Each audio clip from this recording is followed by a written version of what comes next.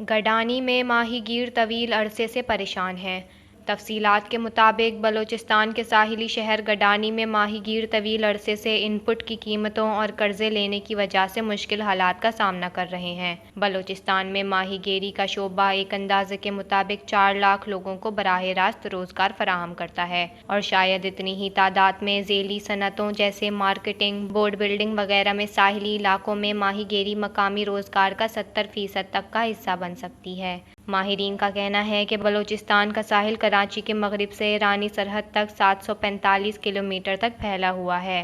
اس میں بہت ہی تنگ براعظمی شیلف 15 سے 50 کلومیٹر ہے۔ چونکہ براعظمی شیلف کا سائز ہلکی جاندار پرجاتیوں کی پیداوار کا تعین کرتا ہے، موجودہ مچھلی پکڑنے کا بڑا حصہ اس کی طویل ساحلی پٹی کے باوجود بلوچستان ساحل کے حصے سے کیچ سندھ کے مقابلے میں بہت کم ہے۔ گڈانی کے ماہی گیری کے ایک برآمد کنندہ کا کہنا ہے کہ یہ صوبے کو ماہی گیری میں اپنی مکمل صلاحیتوں کا ادراک کرنے سے روکتا ہے۔ گڈانی کی ماہی گیر کراچی کے اپنے ہم منصوبوں کے مقابلے میں اتنے وسائل مند نہیں ہیں۔ گڈانی کی 90% آبادی تقریباً 25 سے 30 ہزار نسل در نسل ماہی گیری میں مصروف ہے اور ماہی گیری کے علاوہ کوئی اور ہنر نہیں جانتے ہیں۔ گڈانی میں ماہی گیروں کے لیے ان پٹ کی بڑھتی ہوئی قیمت ایک بڑا مسئلہ ہے۔ زیادہ تر بینک غریب ماہی گیروں کو قرض نہیں دیتے، جبکہ نجی قرض دہندہ زیادہ شرح سود پر رقم دیتے ہیں۔ ان کا مزید کہنا تھا کہ کاروبار کرنے کی زیادہ لاگت ان کے لیے بڑا مسئلہ ہے۔ ایندھن کی قیمتوں میں بڑے پیمانے پر اضافہ ہوا ہے، جس سے لوگوں کی قوت خرید ختم ہو رہی ہے۔ انہوں نے کہا کہ گڈانی ڈیم اور بنڈی واری مچھلیوں کی لینڈنگ سائٹس جیٹیوں پر کل کیچ لینڈنگ کا تقریباً 60% حصہ مچھلیوں اور دیگر آبی انواع پر مشتمل ہے، جنہیں استعمال نہیں کیا جاتا۔